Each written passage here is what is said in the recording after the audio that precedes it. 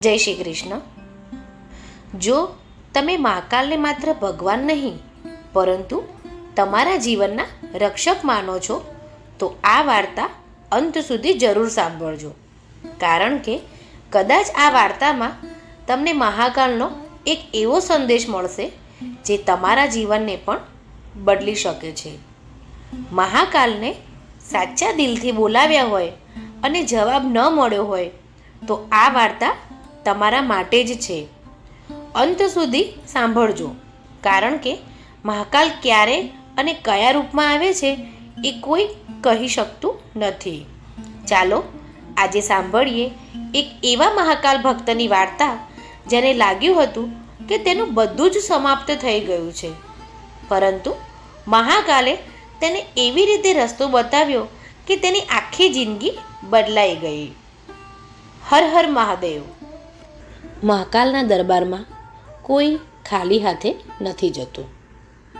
કહેવાય છે કે દુનિયા આખી ભલે કોઈ ભક્તને છોડી દે, પણ જે મહાકાલના દરબારમાં સાચા હૃદયથી પહોંચે તેને મહાકાલ ક્યારેય એકલો નથી છોડતા.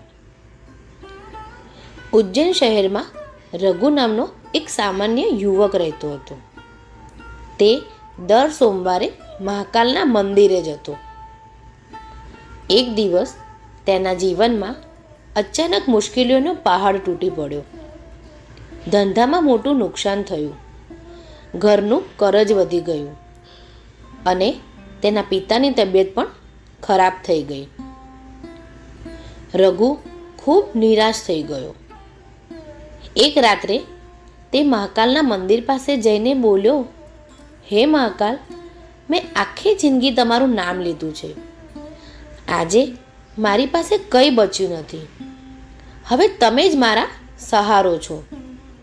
એટલું કહીને તે મંદિરની બહાર બેસી ગયો. એ સમયે એક અજાણ્યો સાધુ તેની પાસે આવ્યો.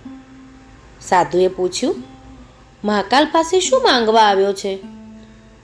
રઘુ બોલ્યો, મારે સુખ નથી જોઈતું મહારાજ, બસ એટલી શક્તિ આપો કે હું આ મુશ્કેલ સમયમાંથી બહાર આવી શકું.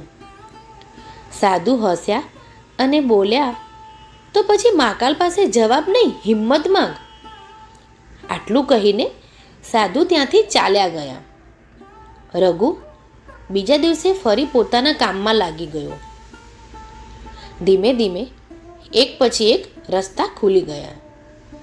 જે માણસે વર્ષોથી તેની પાસેથી પૈસા લેવા હતા તેણે સમય આપી દીધો.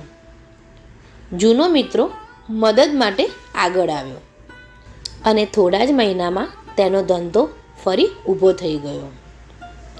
એક દિવસ રઘુ એ જ સાધુને શોધવા નીકળ્યો, પણ મંદિરના પૂજારીએ કહ્યું, બેટા, તું જે સાધુની વાત કરે છે એ તો અહીં ઘણા વર્ષોથી કોઈએ જોયા જ નથી.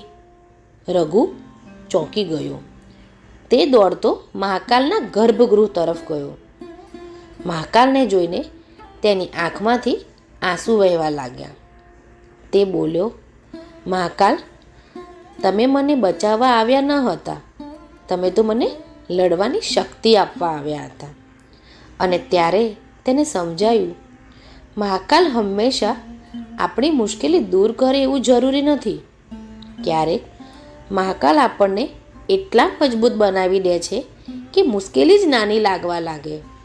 જય શ્રી મહાકાલ. હર હર મહાદેવ. જો તમારા હૃદયમાં પણ મહાકાલ માટે શ્રદ્ધા હોય તો કોમેન્ટમાં લખજો, જય શ્રી મહાકાલ.